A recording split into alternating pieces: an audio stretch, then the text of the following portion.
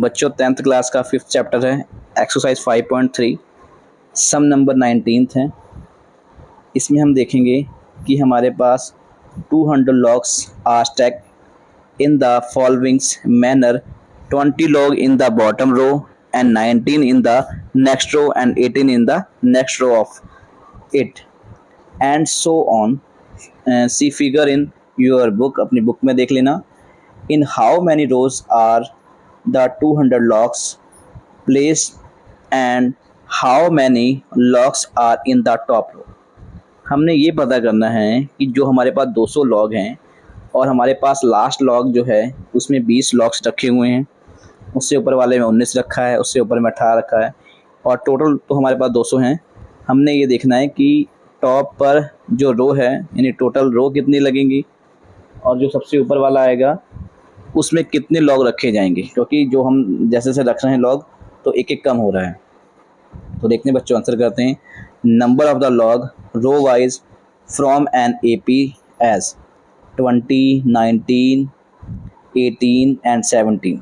Hair हम देखेंगे ए हमारे पास कितना है 20 एंड डी कितना है T2 माइनस T1, तो 20 में से एक गया क्योंकि T1 हमारे पास 20 था और T2 हमारे पास 19 था, तो माइनस का एक यानी एक एक कम हो रहा था ना।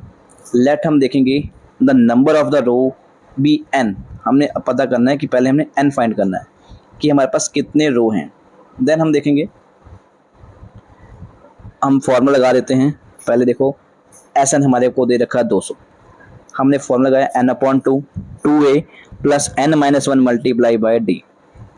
अब हमें Sn हमें दे रखा था 200, तो हम उसको 200 वैसे फिल कर देते हैं। n हमारे पास पता नहीं वैसे रह गया n/2 2a, a हमारे पास था 20 2 multiply 20 plus n-1 multiply by D, D हमारा आया था -1।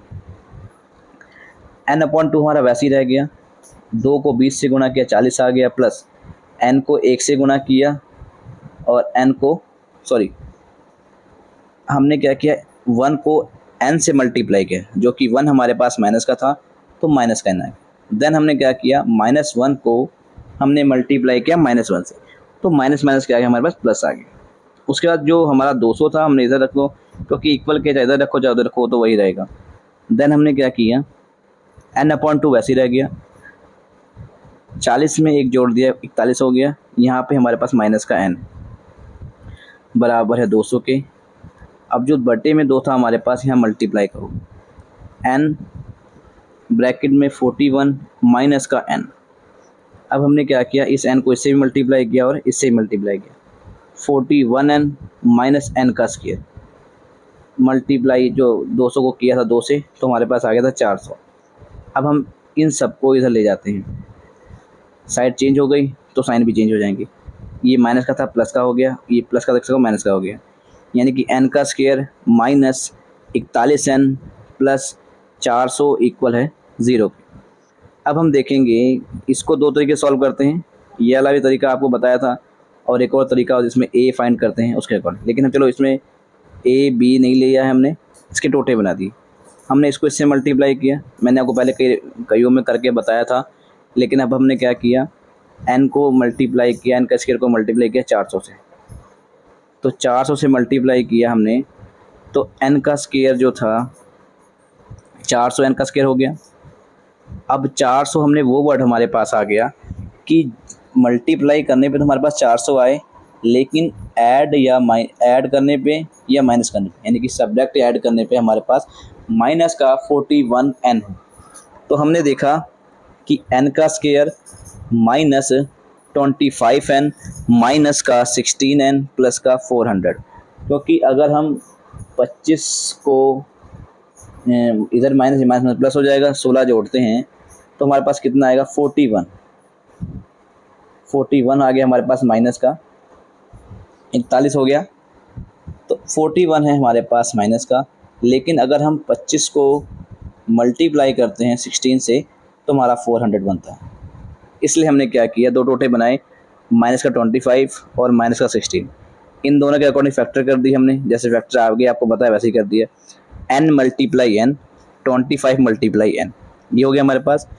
इधर हमने क्या किया 16 multiply n plus 16 multiply 25 equal है 0 के।